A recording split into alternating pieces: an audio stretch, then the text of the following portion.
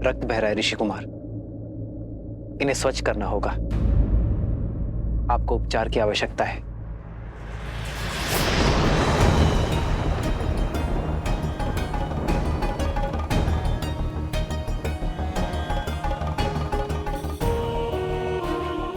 उपचार की अधिक आवश्यकता वीणा की स्टार को है।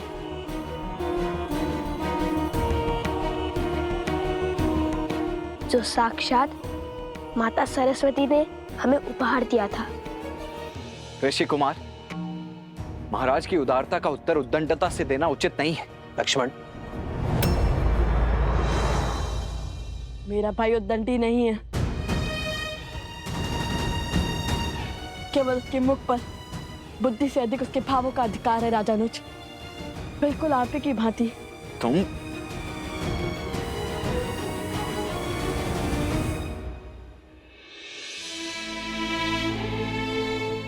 वीणा का तार अधिक खींचने से टूट गया है ऋषि कुमार। क्या आप बताएंगे ऐसा क्या हुआ?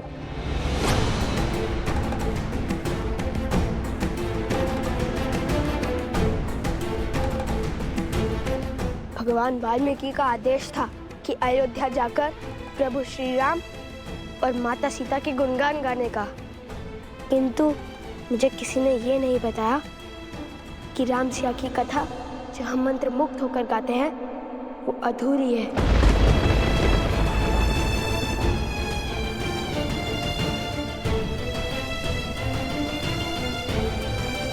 ऋषि कुमार,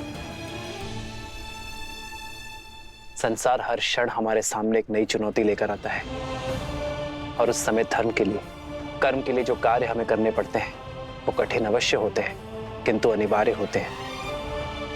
एक व्यक्ति की जीवन कथा तब तक अपूर्ण है जब तक उसके प्राण उसके तन में। तो क्या जीवन की चुनौती के लिए कोई पत्नी अपने पति का साथ और हृदय का त्याग समर्पण कर सकती है महाराज?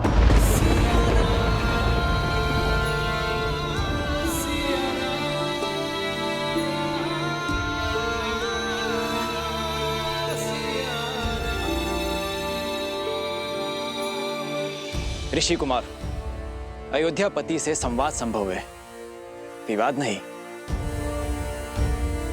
और अभी आप बालक हैं, ये राजधर्म नहीं समझेंगे आप।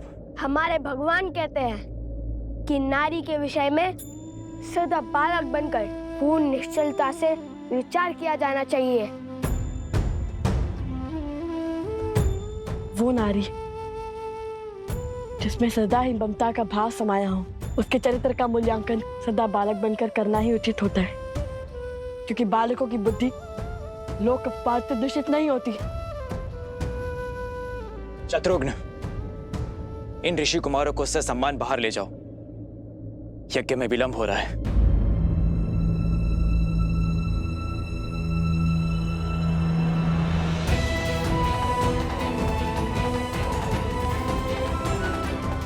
यदि मेरे श्री राम के मन में अपनी संतान के लिए प्रेम जागा तो कहीं उनका तप भंग ना हो जाए। शत्रुघ्न,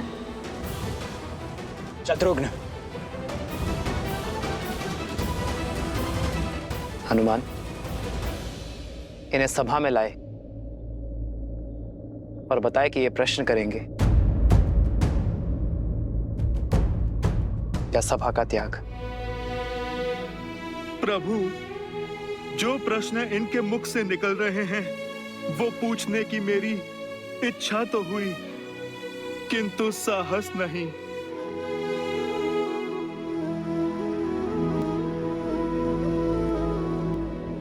तो जो पूछना है वो अवश्य पूछो ऋषि कुमारों, मैं यथाशक्ति उत्तर अवश्य दूंगा। क्योंकि आपने माता सीता का त्याग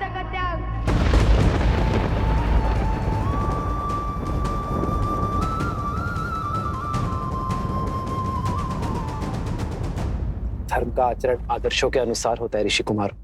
एक संतान के लिए उसके माता पिता आदर्श होते हैं। अपनी संतान को धर्म की सीख देने के लिए उसके माता पिता को कभी कभी सुख का त्याग करना पड़ता है।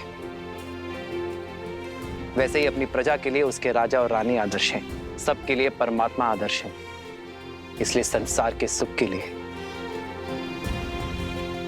प्रत्येक युग में श्री विष्णु और माता लक्ष्मी एक दूसरे से वियोग की पीड़ा सहते, उसी से प्रेरणा लेकर अयोध्या नगर और कोसल राष्ट्र की प्रजा को उचित धर्म का दर्शन देने की इच्छा से मैंने और सीता ने वियोग का दुख स्वीकार किया।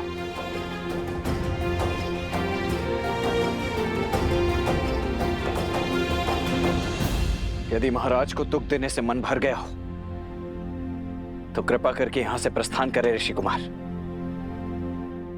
यज्ञ की अंतिम आहुति का समय निकट आ रहा है। हम यहाँ महाराज का दुख या अपमान का कारण बनने नहीं आए थे, अपितु हमारे प्रभु श्री राम और माता सीता के दर्शन करने आए थे।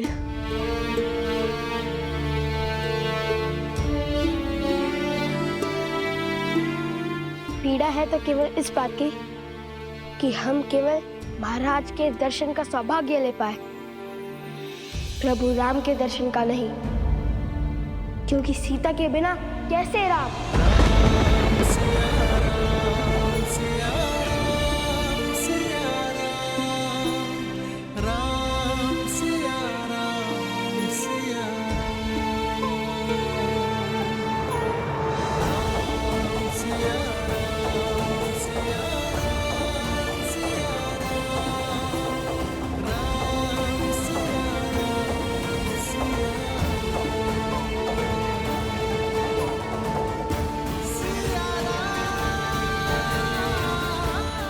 क्योंकि सीता के बिना कैसे राम।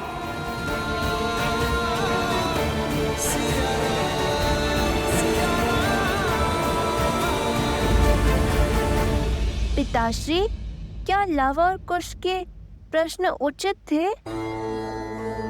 जैसे वृक्ष पर बैठे व्यक्ति को धरती पर खड़े व्यक्ति की तुलना में कहीं दूर तक दिखाई देता है, वैसे ही किसी भी व्यक्ति के प्रश्नों की मर्यादा भी उन प्रश्नों की दूरदर्शिता पर निर्भर करती है। परंतु इसका अर्थ यह कदापि नहीं कि धरती पर खड़े व्यक्ति के प्रश्न अनुचित हैं या फिर उसे प्रश्न पूछने का अधिकार ही नहीं।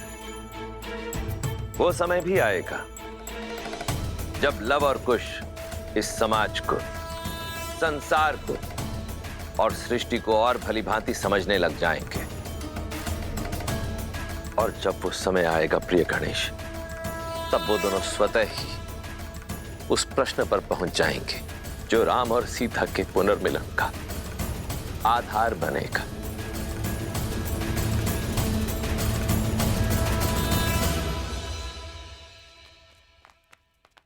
अब क्या करना है? कैसे मर्यादा और न्याय की मूर्त ने अपनी पत्नी के साथ अन्याय किया।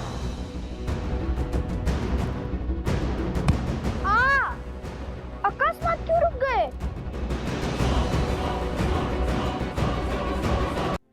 भैया, अगर श्री राम ने किसी और की पत्नी के साथ अन्याय किया होता तो आप दुखी नहीं होते। मूर्खतापूर्ण बातें मत करो कुश। श्री राम किसी के साथ अन्याय कर ही नहीं सकते। वे मर्यादा पुरुषोत्तम हैं। ओम मन्मना गणाधिपते नमः स्वाहा।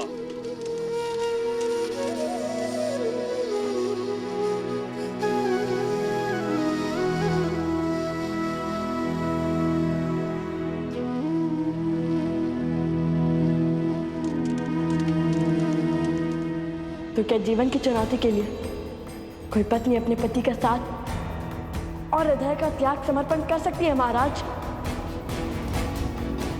क्योंकि आपने माता सीता का त्याग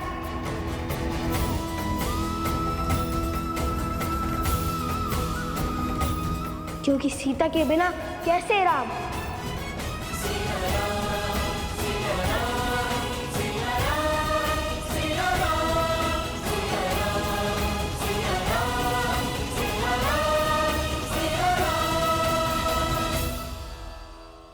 और क्या प्रमाण चाहिए? अब तो सिद्ध हो गया ना कि अयोध्या के राजा राम ने ही अन्याय किया है।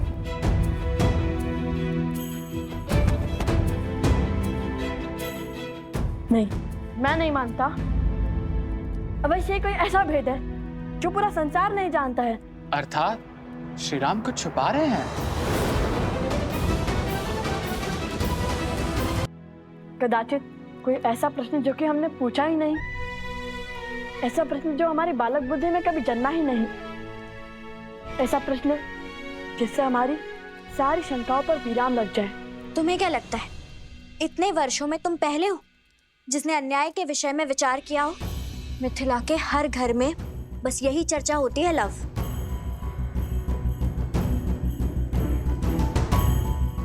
आपको केवल ये दुख है कि हम श्रीराम से उचित प्रश्न नहीं पूछ पाए, किंतु मुझे देखिए, मुझे दो दुख हैं। क्या? एक तो माता सीता के दर्शन ना पाने का और दूसरा उपगुरु की पत्नी का आरोप सत्य सिद्ध होने का। हम क्यों? भाभी माँ की बातें भैया सुनेंगे। सोमकर लाओ तो।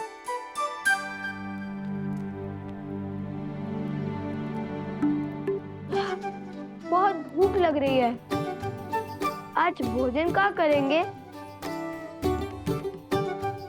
धन्य हो कुमार कुश, इतने बड़े दुख के बीच में भी तुम्हें भोजन की पड़ी है। दुख हृदय में है और भूख पेट में। दोनों अपने निर्णय लेने के लिए स्वतंत्र हैं। हाँ, चलो ना फिर भोजनशाला में चलकर खाते हैं। नहीं, अब हम अयोध्या का अन्न तभी खाएंगे जब माता सीता अयोध्या लौटेंगी।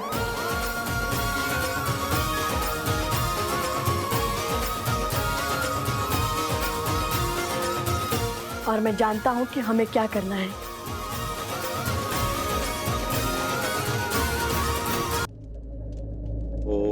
ओम स्वाहा।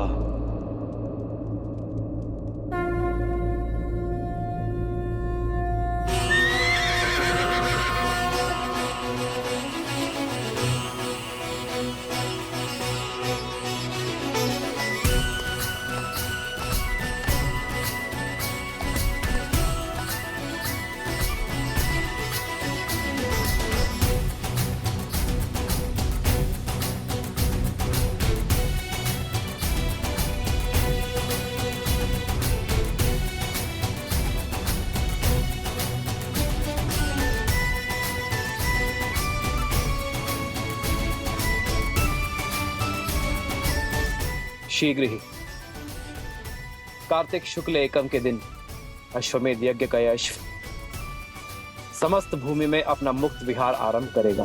जय श्री राम।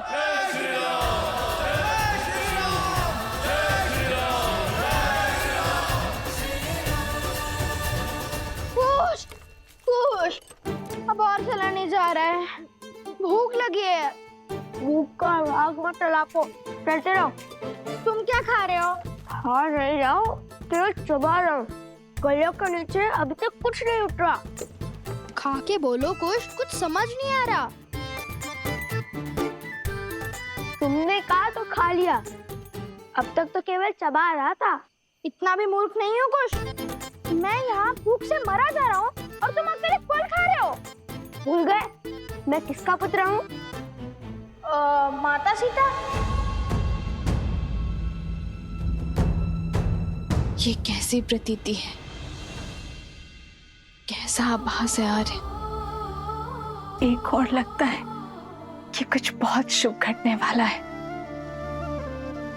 तो दूसरी ओर लगता है कि कुछ ऐसा घटा है जिससे भक्ति की पावन डोर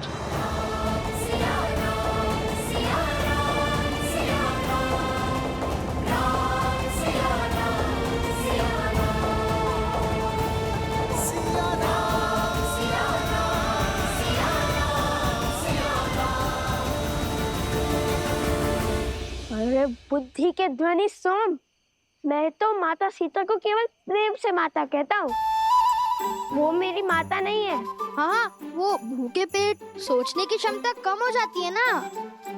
तुम तो वन देवी के पुत्र हो। हाँ हाँ, मैं वन देवी का पुत्र हूँ। वैसे लव भैया ने क्या सोचा है? जितना मैं भैया को जानता हूँ, उन्होंने सोच लिया कि क्या प्रश्न पूछना है, कब प्रश्न पूछना है। सर्वप्रथम वहां देखो, कोई है? शीघ्र चलो। छोड़ो, सबसे पहले भैया को बताने दो कि पहले वो क्या करने वाले, फिर मैं बताऊंगा।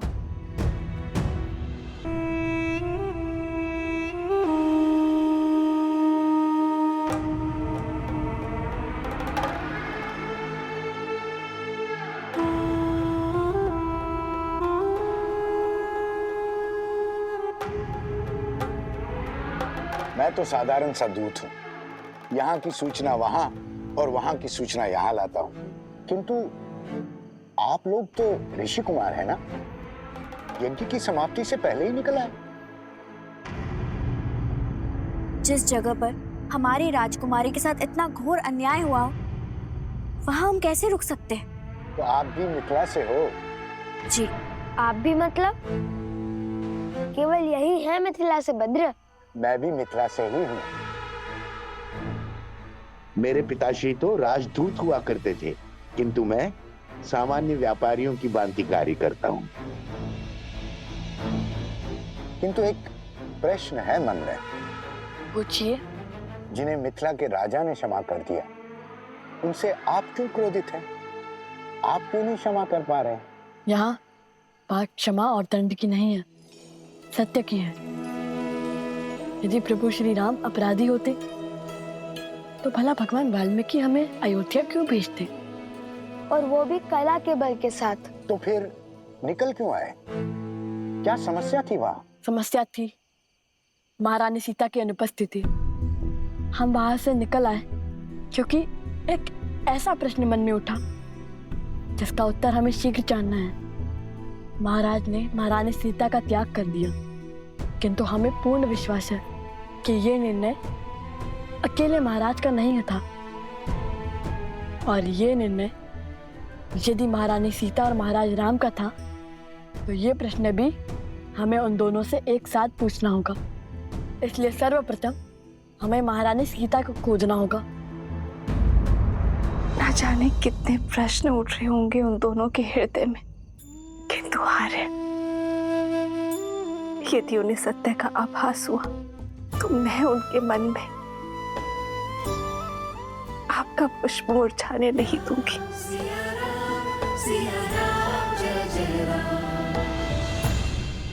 तो आप महारानी सीता को खोजने निकले हैं?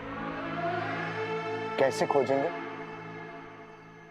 एक ही मार्ग है जो भैया ने सोच रखा है, किंतु मैंने अभी तक तुम्हें वो मार्ग बताया नहीं है। इसलिए सब जानने के लिए आतुर है। भैया आप कब बताएंगे? हमें अश्वमेध यज्ञ को रोकना होगा। किंतु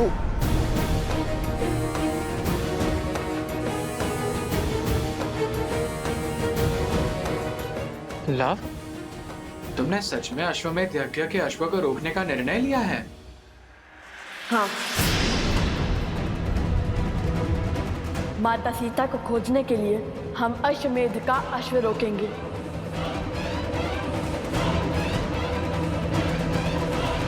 क्या? हाँ पुत्र, सिया राम के जीवन के इस अध्याय में लव और कुश अश्वमेध के अश्व को रोकेंगे। उसके पश्चात श्री राम और देवी सीता से प्रश्न भी पूछेंगे। यही विधि का विधान है, नियति का निर्देश है। क्या सोच रहे हो गणेश? नियति तो उनके लिए होती है ना जो जन्म मृत्यु के बंधन में बंधे होते हैं।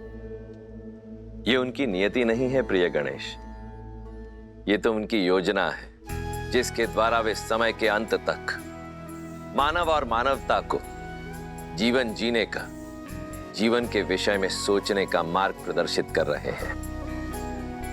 लक्ष्मी और नारायण अपने मूल स्वरूप में धरती पर वास नहीं कर सकते, इसीलिए अपने मानव स्वरूप में वो संसार को मर्यादा का पाठ पढ़ा रहे हैं और अब अपने पुत्रों के कर्मों द्वारा वो संसार को धर्म की शिक्षा देना चाहते हैं। तो अब लव और कुश अपने ही पिता के विरोध में शस्त्र उठाएंगे महादेव?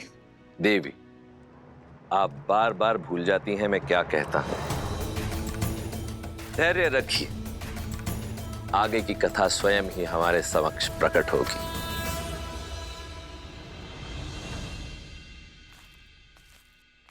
बहुत जय कुश, वो देखो।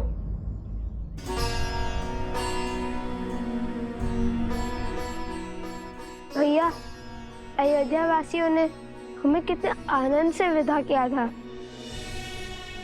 क्या कहेंगे उन्हें? जैसे जैसे माता के निकट जा रहे हैं, मेरे आंसू का बाण मानो टूट रहा हो। कुश, अब हम बड़े हो गए हैं, हमें अपनी भावनाओं को संयम में रखना होगा। भैया, अभी हम बड़े कहाँ हुए? अभी तो हम श्री राम से, उनके भाई से और हनुमान जी से कितने छोटे हैं। यहाँ तक कि उपगुरु से भी छोटे हैं। पहले भी छोटे थे। पहली बात, बड़ा होने का अर्थ किसी और से बड़ा होना नहीं होता कुश। और दूसरी बात? और दूसरी बात, कोई भी आयु से बड़ा नहीं होता। बड़े तो अनुभव से होते हैं, और भगवान वाल्मीकि के आशीष से हमने तो अनेक अनुभव हुए हैं ना।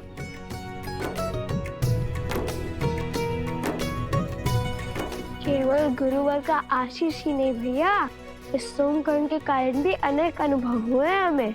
हर बार नई समस्या में फंस जाता है।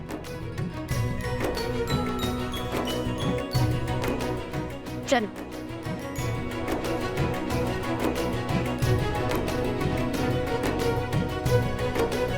भैया, आज माता नहीं है द्वार पर। मुझे भी आश्चर्य हो रहा है, कदाचित कहीं व्यस्त हो गई होंगी वे।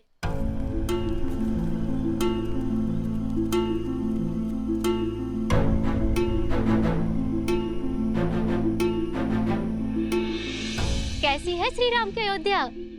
साथ क्या लाए और महाराज से भेंट हुई? प्रजा ने तुम्हारे मुख से राम कथा सुनी? कोई उपहार मिला? जो भी पूछना है सोमकर्ण से पूछो। आकुश, माता के पास चलते हैं। आज प्रथम बार माता हमारे स्वागत के लिए द्वार पर नहीं आई। लगता है खाली हाथ लौटे हो।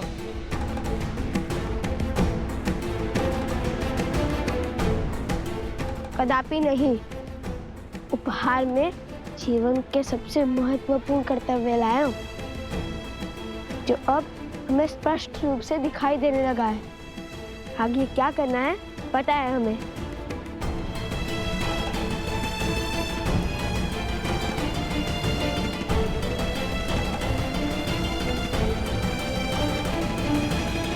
प्रभु, उन दो ऋषि कुमारों ने गीत तो अद्भुत गाया।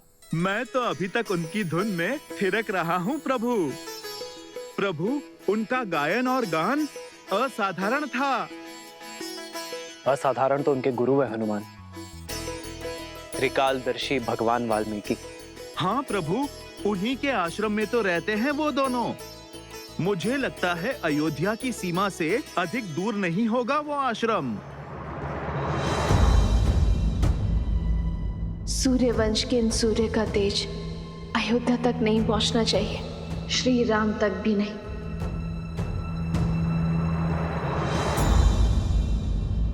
माता, आप ठीक तो है ना? माता, आप प्रथम बार हमारी प्रतीक्षा के लिए द्वार पर नहीं आई थी, क्यों? माता,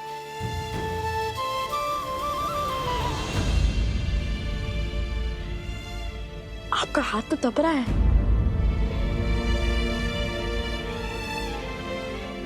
आप यहाँ आइए माता। मैं बिल्कुल ठीक हूँ, तुम दोनों की प्रतीक्षा में थी। बस तन को मन की चिंता छू गई। तुम दोनों सकुशल आ गए, अब मैं भी शीघ्र ही ठीक हो जाऊंगी।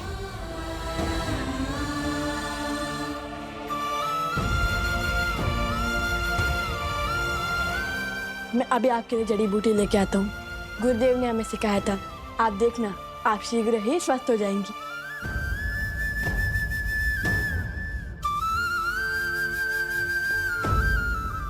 पात्र ले आओ कुश। अभी आया माता।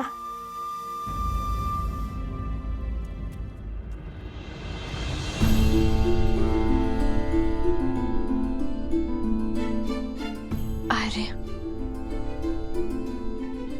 मैं इनसे अयोध्या के बारे में कैसे पूछूं? एक और मन करता है कि अयोध्या की कुशलता के बारे में पूछूं, तो दूसरी ओर अयोध्या में हुए उनके अनुभव का विवरण जानने से भयभीत भी है।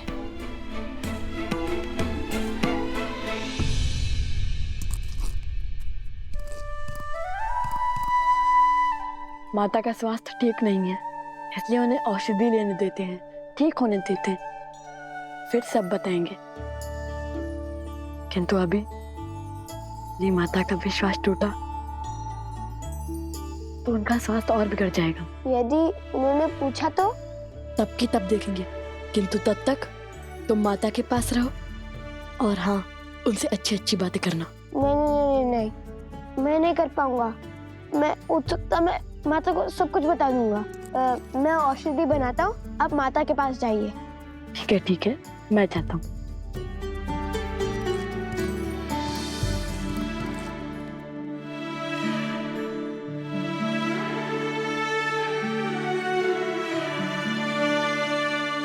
कुछ पात्र में बूटी लेने गया है माता। वो हट कर रहा था कि आपके लिए बूटी वही बनाएगा। पुत्र, तुमने कुछ बताया नहीं। कैसी लगी अयोध्या? सब कुशल है ना वहां? हाँ, सब ठीक है वहां पर। सब कुशल है, पूर्णतः कुशल। तुम दोनों ने प्रभु के दर्शन किए? हाँ, अवश्य। हमने उनके दर्शन भी किए, उन्हें राम कथा भी सुनाई और हम उनसे भेंट भी लाया। अरे नहीं, वो हमें भेंट भी देने वाले थे, किंतु उनके हाथ का धागा टूट गया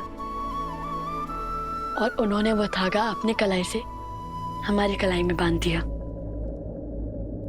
ये देखिए। जन्म जन्म का है ये संगम, राम रतन सीता वैभव धन।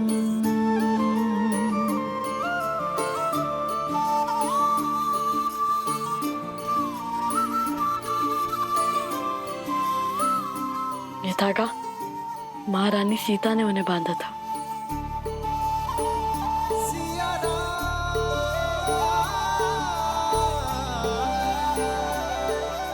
माता, ये लीजिए।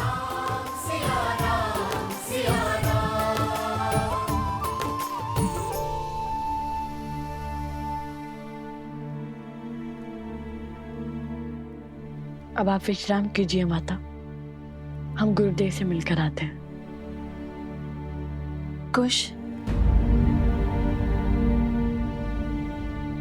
क्या हुआ है तुम्हें? मुख पर इतनी उदासी क्यों है? लाओ, सत्य बताओ मुझे। प्रभु श्री राम ने क्या कहा तुम्हें? माता, श्री राम केवल वीरों के प्रभु हैं, नारियों के नहीं।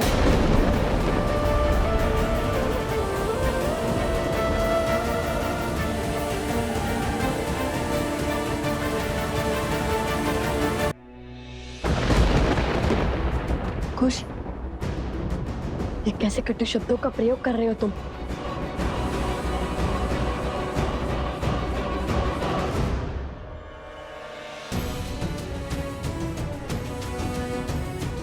कुश, क्या हुआ? ऐसे कटु शब्द क्यों कह रहे हो तुम? क्योंकि यही सत्य है माता। हमारी संसार की जो श्रद्धा श्री राम में है वो व्यर्थ है।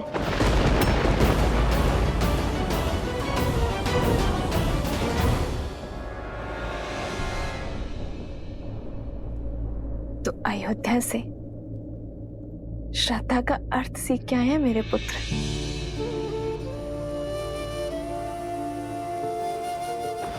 मेरे आराध्य के समक्ष उस दिए को देखो और उसकी बाती को भी।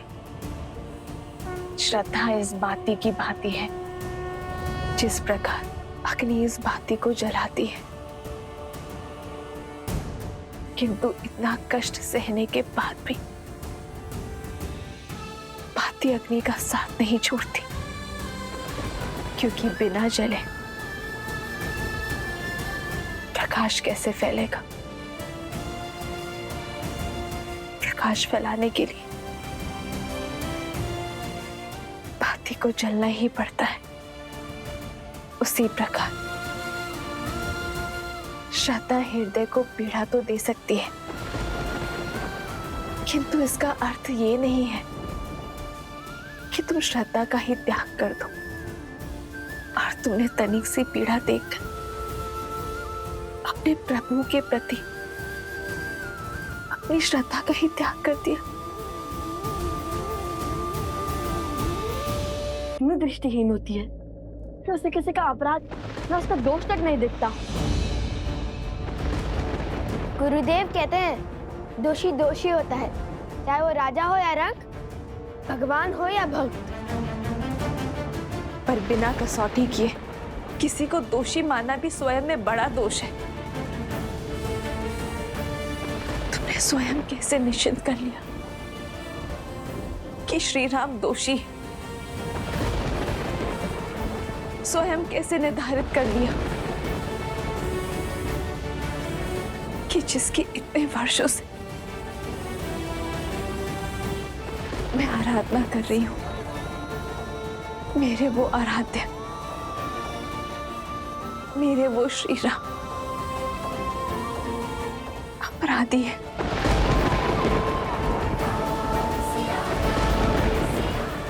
दोष और गुण निर्धारित करने का ज्ञान प्राप्त कर लिया तुमने।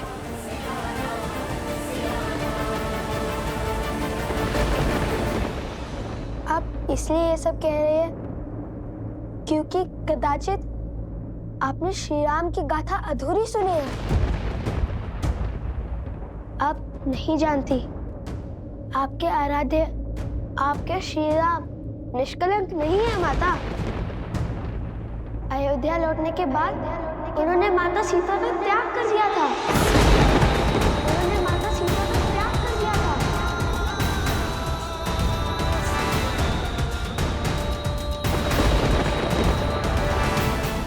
क्या ये अन्याय नहीं है?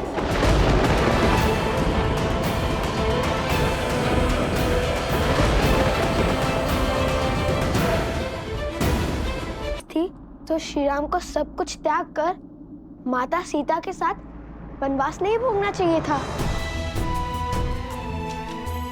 सोचिए माता, जब श्री राम ने अपनी अर्धांगिनी को त्याग कर दिया था, तब माता सीता के मन में क्या बीती होगी, कितना घोर कष्ट हुआ होगा उन्हें।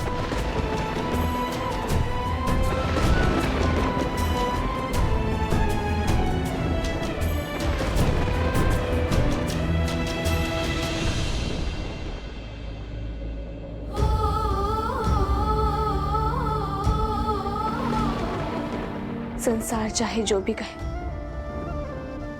किंतु मुझे पूरा विश्वास है कि आज भी सीता के मन में प्रभु श्री राम के लिए श्रद्धा की अग्नि उतनी ही ज्वलंत है। और मुझे पूरा विश्वास है कि ये निर्णय केवल श्री राम का नहीं, अपितु सीता राम का है, जिसका कारण सही समय पर संसार को ज्ञात हो जाएगा। माता, भैया को भूख नहीं है, सारा भोजन मैं खाऊंगा।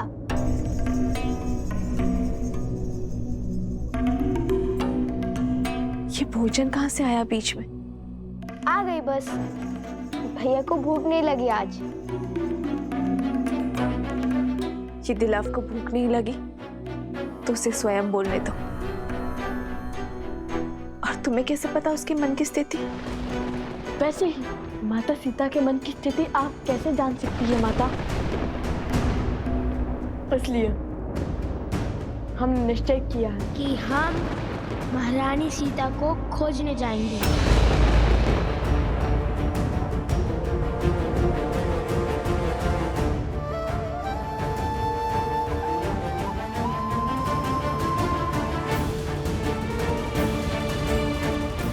खोजना है तो अपने विवेक को खोजो, राम कथा का गान करो। जिसे श्री राम में खोट दिखे उसने कभी श्री राम को जाना ही नहीं और ना ही सीता को।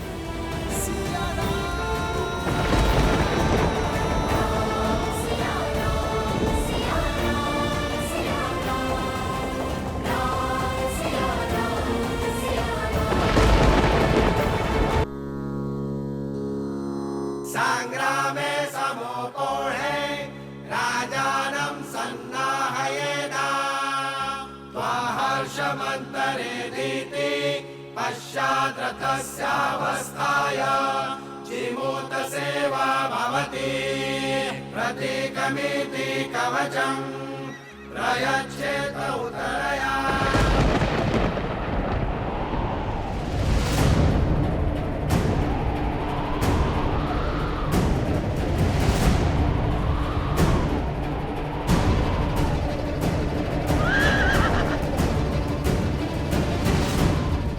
भैया, यह वातावरण किसी अनिष्ट का सूचक प्रतीत होता है।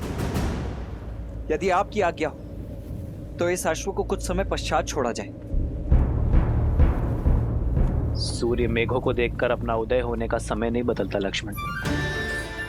उसी प्रकार अशुभ की आशंका होने पर शुभ कार्य टाले नहीं जाते। सच्ची मंशा और अच्छे कार्य करने के लिए अशुभ घड़ी भी शुभ हो जाती है। सत्य वचन राम।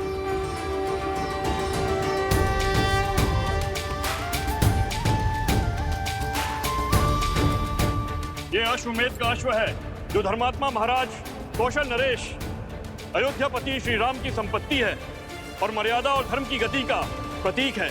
जिसने भी इसे रोकने का साहस किया धर्म की गति को रोकने के प्रयास का दोषी समझा जाएगा और अयोध्या की चतुरांगनी सेना से युद्ध को आमंत्रण देगा। राजा राम श्री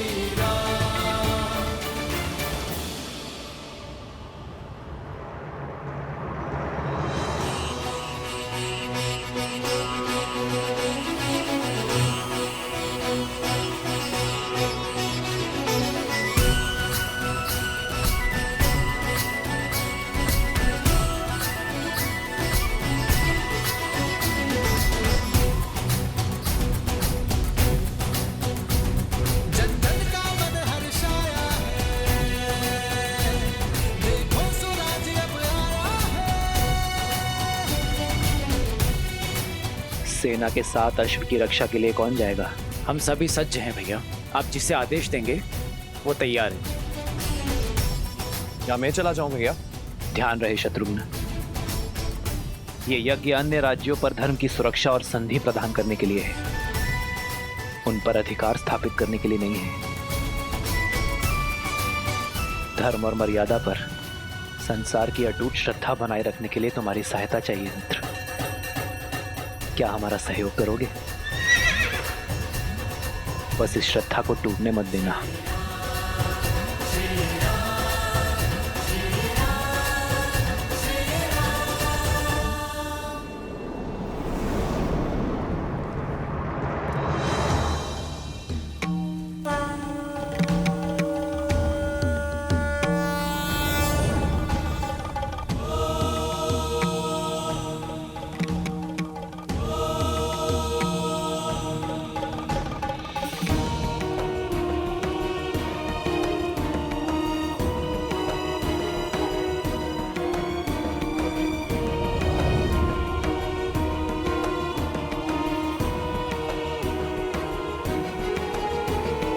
प्रणाम गुरुवर।